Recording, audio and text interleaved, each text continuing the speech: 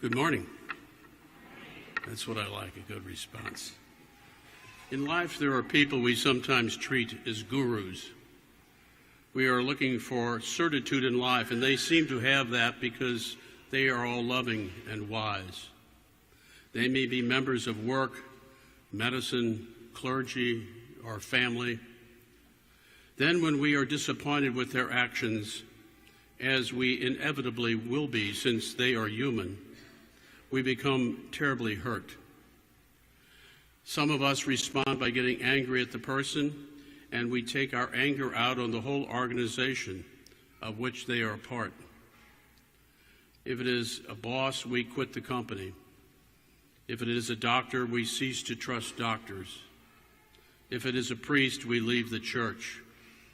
If it is a relative, we become estranged. In all cases, this fits the definition of prejudice, that is, being hurt by the actions of one and condemning their whole group. It is not just the fault of their bad actions, but also our mistake in treating them as gurus. We have even seen mega churches doomed when their human founder dies and the congregation scatters. This is concisely addressed in today's first reading, which says, "When Peter entered, Cornelius met him, and falling at his feet paid him homage. But Peter, however, raised him up, saying, 'Get up, I myself am also a human being.'" Peter knew the danger of being treated as a divine guru and acknowledged Jesus and not a human guru as founder of his church. Peter and Paul initially disagreed over whether the Gentiles should be baptized as Christians since they were not Jews. There is no record Paul ever met Jesus in person, but Peter did. Fortunately, Peter won the disagreement, and as described in the first reading. Can anyone withhold the water for baptizing these people who have received the Holy Spirit even as we have?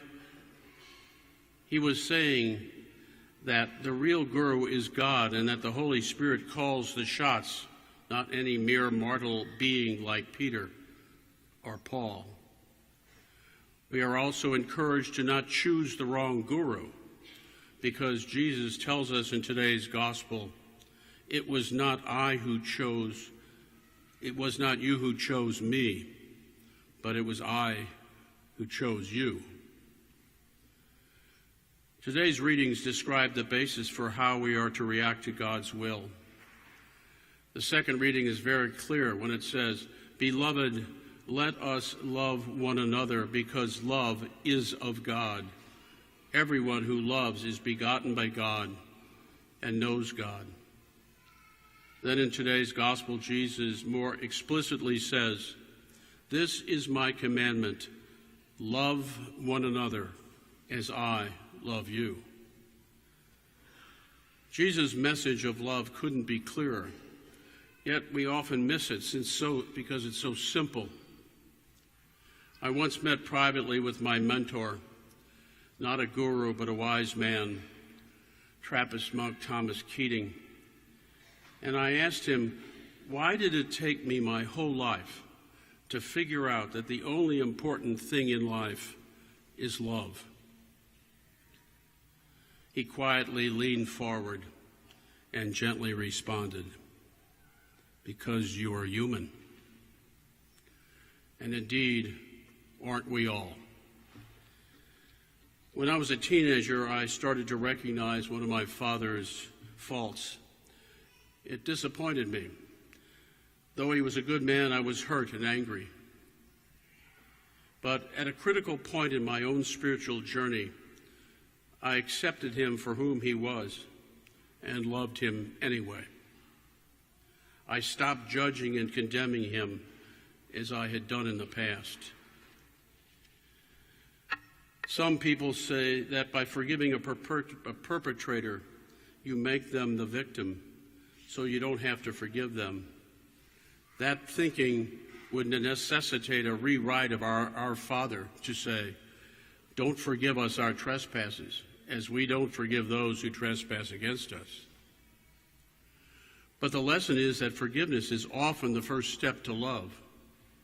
It may take time to pass through the stages of forgiveness, which are the same 5 stages that Dr. Elizabeth Kubler-Ross identified for dying, namely denial, anger, bargaining, guilt, and acceptance.